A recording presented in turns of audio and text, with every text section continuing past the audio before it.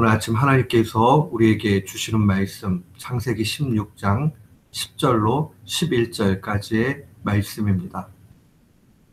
창세기 16장 10절로 11절 말씀, 우리 같은 마음으로 주의 말씀 봉독토록 합니다. 여호와의 사자가 또 그에게 이르되 내가 네 자손으로 크게 번성하여 그 수가 많아 셀 수 없게 하리라. 여호와의 사자가 또 그에게 이르되 네가 잉태하였은즉 아들을 낳으리니 그 이름을 이스마엘이라 하라. 이는 여호와께서 네 고통을 들으셨음이니라. 아멘. 저는 오늘 본문 말씀을 통해서 이스마엘의 하나님이라는 제목으로 주의 말씀을 선포하도록 하겠습니다. 우리는 하나님을 일컬어서 사랑의 하나님, 긍휼이 많은 하나님이다, 그렇게 고백을 합니다. 하나님의 사랑이 크다, 또 긍휼이 많으시다 하는 것은 인간의 실수에도 불구하고 하나님이 그것을 선으로 바꾸시는 데 있습니다. 보통 사람들이 구약에 나타난 하나님이 정의롭고 공의롭지만 너무 잔인하고 무섭다라고 그렇게 이야기를 합니다. 그래서 어떤 이단들은 구약의 하나님은 징계의 하나님, 진노의 하나님이고 신약의 하나님만이 정말 사랑의 하나님이다, 이렇게 이야기하기도 합니다. 근데 그것은 하나님의 말씀을 바로 보지 못한 그러한 원인에서 시작이 됩니다. 정의와 공의의 하나님, 하나님의 속성 맞습니다. 근데 그 하나님의 정의로움과 공의로움은 징계 자체에 목적이 있지 않습니다. 그것을 그냥 간과하면 더 큰 죄악 가운데서 파멸로 가기 때문에 그것을 예방하기 위한 하나님의 방식입니다. 하나님은 특별히 이 은혜와 사랑 가운데서 우리를 징계하실 때도 있지만 더 많은 경우 하나님은 우리의 실수와 연약함까지도 다시 품으시고 기회를 주시고 회복시키신다는 것을 기억해야 됩니다. 사랑하는 성도 여러분, 우리가 실수하고 넘어지고 또 그 다음에 좌절해서 도저히 하나님 앞에 서기가 힘들 그런 마음을 겪을 때도 있을 것입니다. 그때에 기억해야 되는 것은 하나님의 진노와 하나님의 징계가 결국 우리가 회개하기를 원하는 것이지 그 아픔을 그저 느끼게 만드는데 목적이 있지 않다 하는 것을 분명히 기억해야 됩니다. 우리는 성경의 수많은 곳에서 다시 기회를 주시는 하나님을 발견합니다. 오늘 본문 말씀도 그 가운데 하나입니다. 이 인간적인 방법으로 불행이 시작된 아브라함 가족, 정말 이 아브라함 가족에 하나님은 은혜를 다시 베풀어 주십니다. 그에게 약속의 씨가 분명히 있고 또 아브라함 통해서 하나님은 큰 민족 이루시겠다고 약속하셨습니다. 그런데 이 약속에 대해서 아브라함과 사레는 잘못된 해석을 하게 되지요. 그래서 하갈의 여종이었던 사레의 여종이었던 하갈을 아내로 줍니다. 그리고 그 아이가 임신을 하죠. 임신을 하고 나니까 그 다음부터는 주인이었던 사레를 멸시하기 시작을 합니다. 무시합니다. 이 주인이 참을 수가 없지요. 그러고 나니까 사레가 종인 하갈에게 특단의 조치를 내립니다. 먼저 아브라함에게 이야기해서 자기가 얼마나 고통을 받는가 하는 것을 이야기할 뿐만 아니라 이제 도저히 이 하갈을 눈뜨고 볼 수 없다라고 이야기합니다. 아브라함은 여기서 한 걸음 뒤로 물러나면서 너의 종이니까 네 마음대로 하라 라고 이야기를 하면서 묵인을 합니다.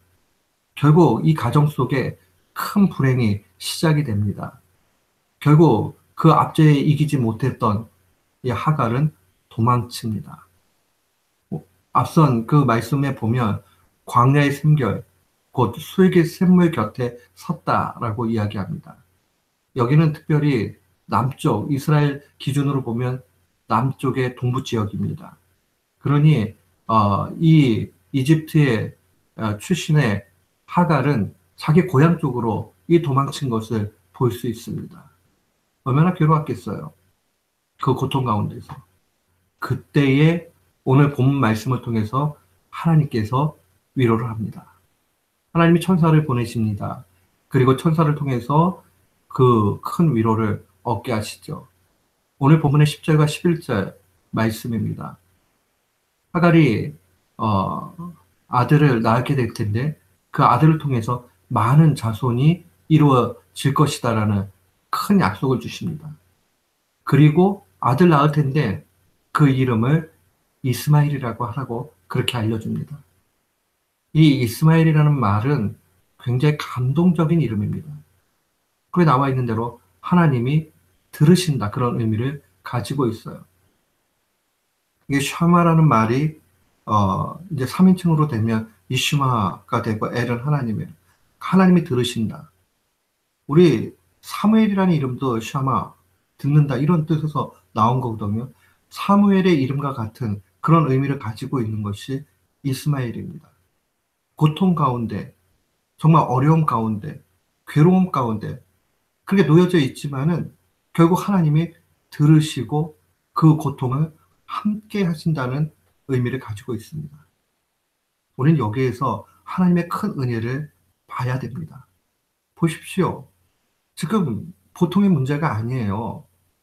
이 종이었던 하갈이 기고만장해가지고 자기가 아들 가졌다는 이유 하나만으로 자기 주인을 멸시한 거. 어떻게 보면 죽어 마땅할 정도로 큰 문제입니다. 그런데 그가 도망했을 때에 하나님께서 이 사례를 위로하신다고 하시면서 하갈을 내버린 것이 아닙니다. 하갈로